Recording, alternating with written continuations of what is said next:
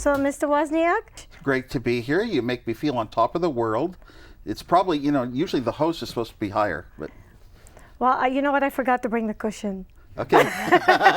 So that's why I want to begin with your life before Apple Computer. Can you tell me about Steve Wozniak? Grew up as one of those little smart techie kids, going out building his own little projects, like a lot of us do. I'm very proud that I was born in San Jose. I could tell you an awful lot of facts about that city because it's important to me, and it's one of the reasons that I try to contribute back to the places that were important in my life. So I grew up in Silicon Valley as it evolved, and the orchard trees went down, the homes went in, the little corner shopping centers went in. So at what age were you when this all started happening and when you built your first computer? Well, probably around 10 years old. Wow. And so by sixth grade, I built a tic-tac-toe computer. It could play tic-tac-toe and never lose. How did I build this tic-tac-toe computer with hundreds of transistors? I pounded nails into wood.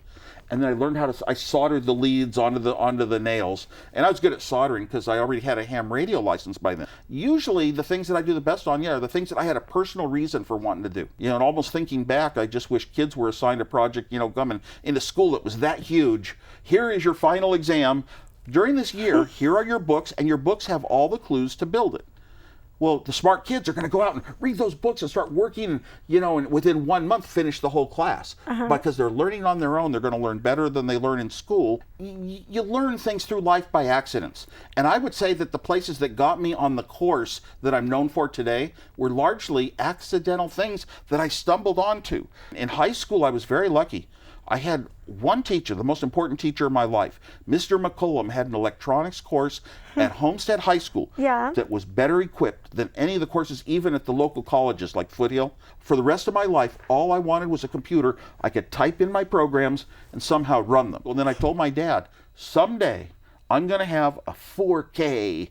Doesn't sound like much memory now, but 4K is the minimum amount of memory. You can run a programming language that you could type in a program and solve your problems.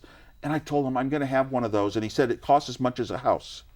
So I sat there stunned. I didn't have a reply right away. I said, I'll live in apartments. So I finally had that machine built, and I passed it out for free at the club. I gave it away, no copyright notices. Here's a schematic, build your own, because I figured people would, oh my gosh, look at this. It's hardly any parts. They could look at my board. It's, maybe 30, 40 chips that are $1 chips. And oh my gosh, I can build my own computer. They didn't really have not very many of them had the technical skills of soldering and building things. So then Steve Jobs came back from Oregon. He came to the club and he saw this activity. He saw the interest. And he said, why don't we make them a PC board? Then it's easy for them to build. You plug all the parts into one PC board, solder it pretty easy, and it's a very simple task, and it works. We had a company, and Steve came back from Oregon one day, flew in. As I was driving along, he says, I got a great name for the company, Apple Computer. And he always said he worked in orchards in Oregon, so I assumed, I hope there's apple trees there. But I'm the quiet guy. I don't ask a lot of questions of people. Wow, perseverance and determination is what I keep hearing.